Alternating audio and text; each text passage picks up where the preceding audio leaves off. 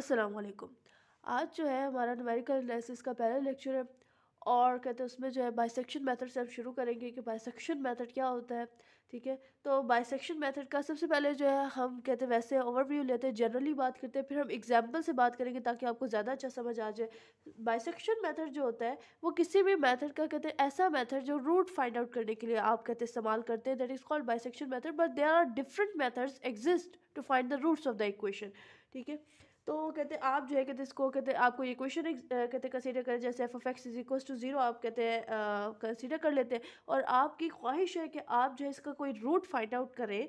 ठीक है ना, और कहते हैं किस इंटरवल में, एक स्पेसिफिक इंटरवल है एक्स नॉट से एक्स वन। अच्छा, तो अब जो है कहते हैं आप क्या करेंगे, इसका तरीक़ेकार ये है कि आप एक्स नॉट पे भी एफ ऑफ एक्स की वैल्यू फाइंड आउट कर लेंगे, एक्स वन पे भी एफ ऑफ एक्स की वैल्यू फाइंड आउट कर लेंगी। अगर अब ये कहते हैं आगे कब चलेगा, जब एफ ऑफ एक्स नॉट और एफ ऑफ एक्स वन जो है क्या होंगे, अपोजिट साइज के होंगे। सेम साइज के होंगे तो आपको कहते हैं इंटरवल चेंज करना पड़ेगा। ठीक है ना, अभी आगे आपको बताएंगे। तो कहते हैं अगर ये कहते हैं देखें अपोजिट साइज के होंगे तो आपने क्या करना है, फिर आपकी बात आगे बढ़ेगी। कहते हैं अपोजिट साइज के होंगे तो आपने जो है कहते हैं सेकंड जो रूट है वो आप फाइंड आउट कर लेंगे, x two is equal to x naught plus x one divided by two. ठीक है, फिर आप f of x two find out करेंगे। अब जो आपके पास मिड पॉइंट आया है उस पर आपने कहते हैं फंक्शन की वैल्यू फाइंड आउट करनी है। फंक्शन की वैल्यूज हो सकता है जीरो आ जाए, हो सकता है कोई वैसे नंबर आ जाए। अगर जीरो आ जाए, that is an important point, कि अगर आपके पास फंक्शन की वैल्यू जीरो आ जाए तो आपके पास जो x2 आपने निकाला था वो रूट आ गया। ठीक है ना, उससे आगे आपको चलाने की ज़रूरत नहीं है। लेकिन कहते हैं मुसीबत कब होगी, जब कहते हैं f(x2 is not equals to zero), जब वो जीरो के इक्वल नहीं होगा, फिर हमें मजीद कहते हैं कुछ ना कुछ सोचना पड़ेगा। फिर हम ये करते हैं कि अब कैसे, अगर आप देखें तो ये जनरली अगर आप बात करिए, हम कहते हैं इक्वेशन इस तरह ही कहते हैं लाइन के थ्रू ड्रॉ करेंगे ताकि हमें मुश्किल ना हो ना।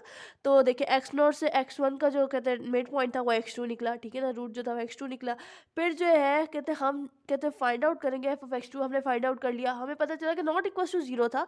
फिर हम कहते हैं उसकी वैल्यू चेक करेंगे पॉजिटिव है कि नेगेटिव। ठीक है ना, तो अगर सपोज कहते हैं इनकी कहते हैं एक्स नॉट की भी फंक्शन की वैल्यू पता है, एक्स टू की भी फंक्शन की वैल्यू पता है, एक्स वन की भी फंक्शन की वैल्यू पता है, तो कहते हैं आगे जो मिड पॉइंट है कहते हैं हमें वो फाइंड आउट करना है कि वो वन कहते हैं इस कहते हैं इंटरवल में प्रेजेंट है एक्स नॉट से एक्स टू, या फिर कहते हैं एक्स टू से एक्स वन वाले इंटरवल में प्रेजेंट है। तो उसके लिए हम देखेंगे कि कहते हैं एफ ऑफ एक्स नॉट और एफ ऑफ एक्स टू जो है अगर अपोजिट साइज के हैं तो फिर इसका मतलब है इस इंटरवल में प्रेजेंट है।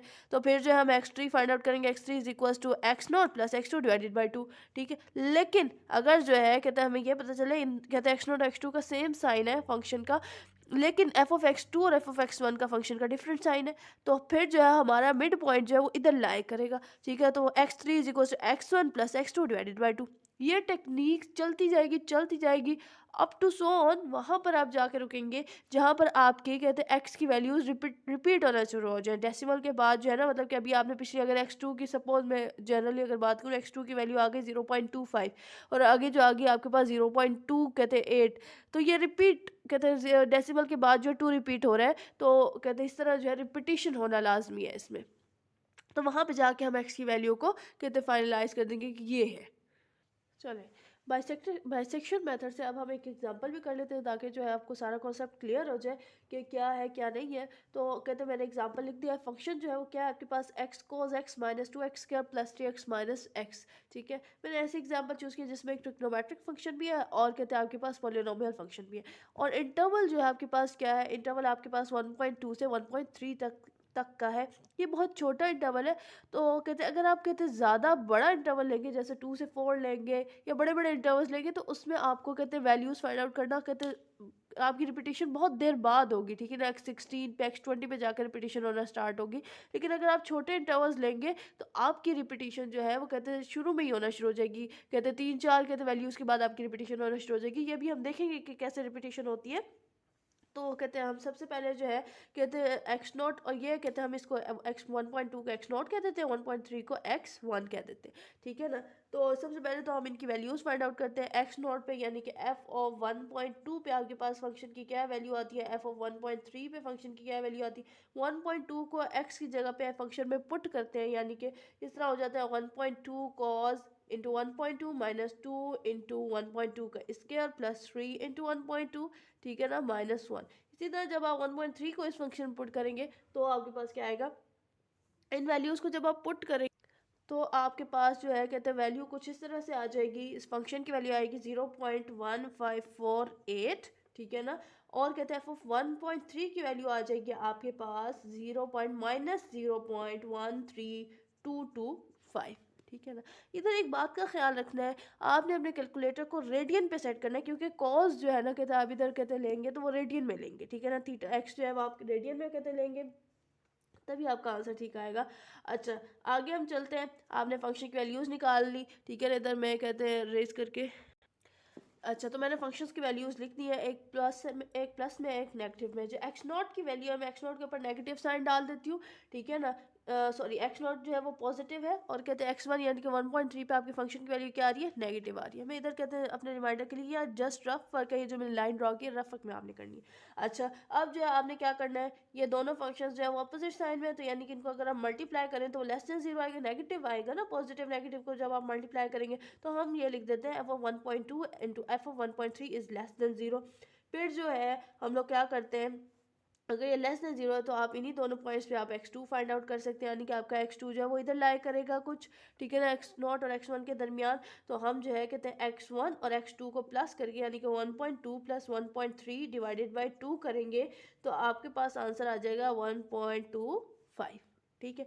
ये आपके पास पहला x2 आ गया। अच्छा, अब इस पे फंक्शन की वैल्यू फाइंड आउट कर लें, ताकि हम देखेंगे वो प्लस है कि नेगेटिव है। एफ ऑफ कहते हैं 1.25 को आप इस इक्वेशन में पुट करेंगे x की जगह पे, तो आपके पास जो कहते हैं कैलकुलेटर से सम अप करेंगे, आपके पास जो कहते हैं वैल्यू आएगी वो क्या आएगी, पॉजिटिव आएगी, प्लस 0.01915, ठीक है। अच्छा, तो ये क्या है, कहते हैं आपके पास x2 की कहते हैं फंक्शन की वैल्यू क्या है, पॉजिटिव। अच्छा, अब इधर आप देखें, x1 भी पॉजिटिव, एक्स नॉट भी पॉजिटिव है, x2 भी पॉजिटिव है, तो इसका मतलब है इधर तो आपका कहते हैं तीसरा पॉइंट लाई नहीं करने वाला, ठीक है ना। अच्छा, x2 का पॉजिटिव है और x1 नेगेटिव है, ये ऑपोजिट साइंस हैं, तो इसका मतलब है x3 आपका किधर लाई करेगा, इन दोनों के दरमियान लाई करेगा, ठीक है ना। तो हम जो है अब क्या करेंगे, हम ये कहेंगे कि f of x2 into F of x1 जो है वो लेस देन 0।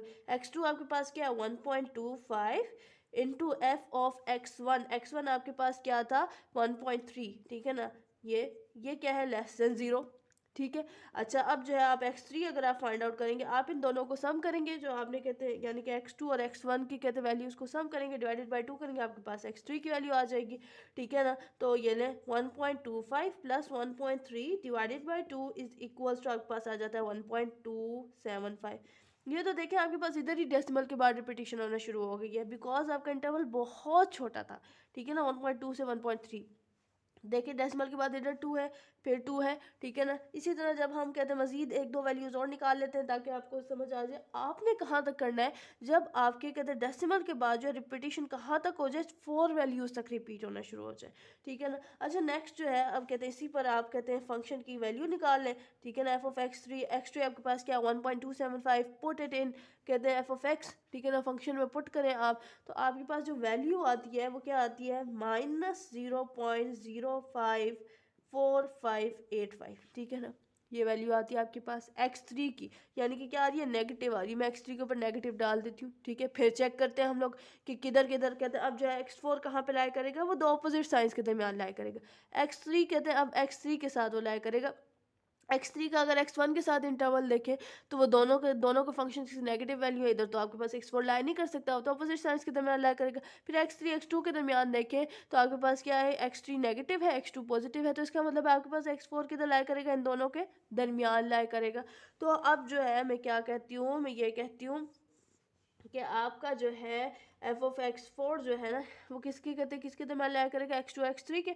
तो मैं ये F of x2 into F of x3, सबसे पहले तो मुझे ये बात बतानी होगी लेस देन 0, ठीक है ना। x2 आपके पास क्या था, x2 जो था वो हम पीछे से देख लेते हैं 1.25 था, ये इधर लिख देते हैं 1.25, और x3 आपके पास क्या था, x3 आपके पास 1.275, ठीक है ना, ये हो गया।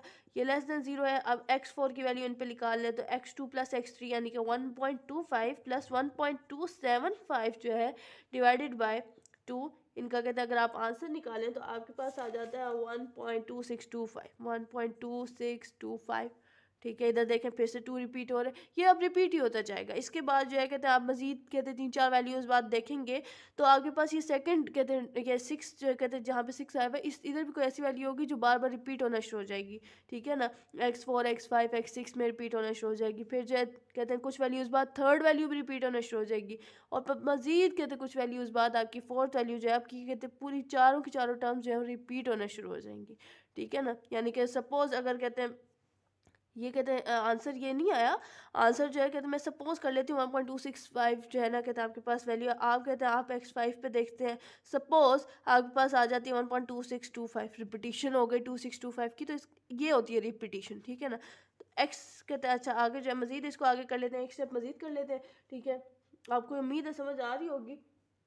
तो कहते हैं इस पे सबसे पहले तो x4 पे हम लोग कहते हैं फंक्शन की वैल्यू फाइंड आउट कर लेते हैं। x4 क्या है 1.2625, पुट इट इन कहते हैं फंक्शन वैल्यू। ठीक है ना, वहाँ पे जब आप पुट करेंगे x की जगह पे तो आपके पास जो वैल्यूज़ आएंगी, और कहते हैं ये याद रखना है यहाँ पे कॉज, कहते हैं कॉज जो यहाँ पे ट्रिग्नोमेट्रिक फंक्शन यूज़ हुआ है तो आपने एंगल जो रेडियन में लेना है, अपने कैलकुलेटर को रेडियन में सेट करें। ठीक है ना, अच्छा तो अब जो है हमने जब पुट किया इस फंक्शन को तो हमारे पास जो फंक्शन की वैल्यू आई वो आई थी -0.01722। ठीक है, ये वैल्यू आ गई, ये क्या है नेगेटिव है। x4 की वैल्यू यानी कि मैं ऊपर लिख देती हूँ फंक्शन की वैल्यू क्या आई नेगेटिव आई।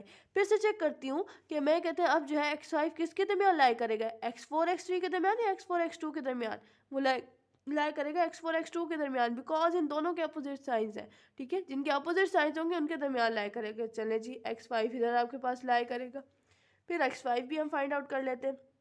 x5 के लाई करें x2 और x4 के दरमियान, f ऑफ x2 क्या है 1.25। ठीक है ना, और कहते हैं f ऑफ कहते हैं x4 क्या है आपके पास 1.2625 इज लेस देन 0। अब जो आपने x5 के लिए वैल्यू निकाल लेनी है वो कहते हैं आप इन दोनों को सम करेंगे 1.25 एंड 1.2625। ठीक है ना, डिवाइडेड बाय 2 करेंगे, आपके पास जो वैल्यू आ जाएगी वो क्या आ जाएगी 1.25625।